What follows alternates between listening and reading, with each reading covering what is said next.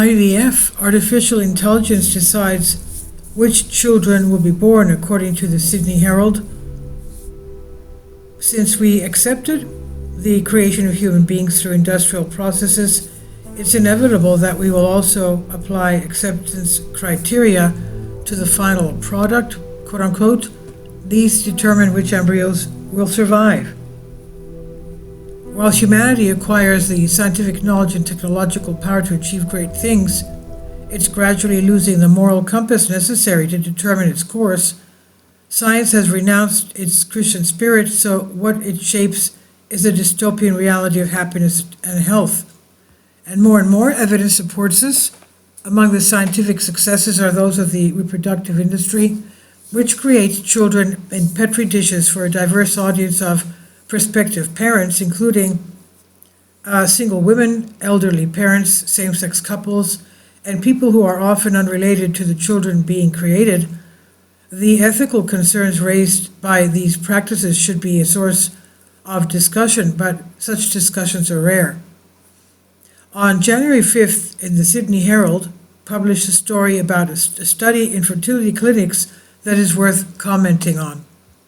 According to researchers, artificial intelligence is being used in Australian fertility clinics to help select embryos for transfer to patients.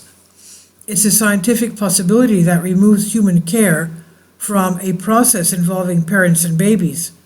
Allowing machine learning to make decisions about who will be born without ethical oversight of its use has the potential to erode public trust in fertility clinics, say the authors of the Australian paper raising bioethical concerns. Professor Catherine Mills, head of Monash University's Reproduction in Society Research Group and one of the authors of the paper, said patients and their partners may not know whether artificial intelligence was used to help select their embryos or how the algorithms were trained to make their choices. IVF facilities have already developed criteria for who will be born. The use of AI also helps decide which of these people are allowed to be born if they survive the initial selection process. And once we considered it acceptable to commercialize human beings by creating them artificially as products to be sold, it was inevitable that we would also apply selection criteria for which embryos would have another chance to live. We already take this for granted before implantation, but also afterwards.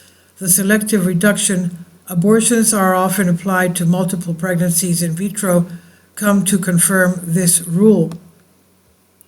However, the use of artificial intelligence in this process causes some discomfort afterwards. The Sydney Herald reports, artificial intelligence, according to the work published by the European Society for Human Reproduction and Embryology, carries the risk of unintentional bias. This is because ML, that's machine learning, ML algorithms may perform better for members of some groups than others.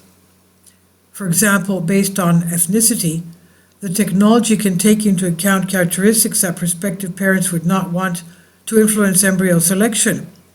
For example, where the AI system suggests transferring embryos of a specific sex, or theoretically embryos predisposed to a certain disease that happens to be associated with a higher chance of implantation. And again, to emphasize, we're already doing all of this. AI is simply adding another technology to an already deeply technocratic process. According to the article, Australia's booming fertility industry is estimated at $922.9 million US dollars in 2023, and almost $1 billion, that is, and is expected to reach $1.63 billion by 2030. Some facilities are streamlining the process using artificial intelligence to improve embryo selection and the chances of successful pregnancy and reduce time to pregnancy and the cost of treatments. Bioethicist Dr. Julian Coplin points out that the main problem is that there are no guidelines or regulations for this process, and there may be someone who does not want the results. It's not about AI taking the decision about who gets to be born, but the human embryologist, continues Dr. Julian Coplin, They're the algorithms making the decisions about who comes into the world. We're at the beginning of a revolution in the use of artificial intelligence, and this story gives a taste of its dystopian aspects. AI is already being used to select which embryos will get a second chance at life. There's no doubt it will be used in a similar way with born patients, determining who deserves care and who does not. And those who are not fit could be recommended for euthanasia. Canadian healthcare professionals already routinely offer so-called physician assistant dying, non-living to patients. A robot assistant system could simplify the process and free medical professionals from this unpleasant practice. So we acquire scientific powers and new technologies, but we have abandoned our Christian ethics and respect for human life. We apply technology and claim to offer life. In practice, however, we have entrusted an impersonal process to take it away and insult it. And this is from an Orthodox press. Please leave your comments. Thank you for your support. Please support my Patreon account. The daily posts are 5 videos daily, and they are totally different from what I have on my YouTube channel. Thank you so much for your support and that you find all my content so interesting. You'll find the Patreon account details in the description box below.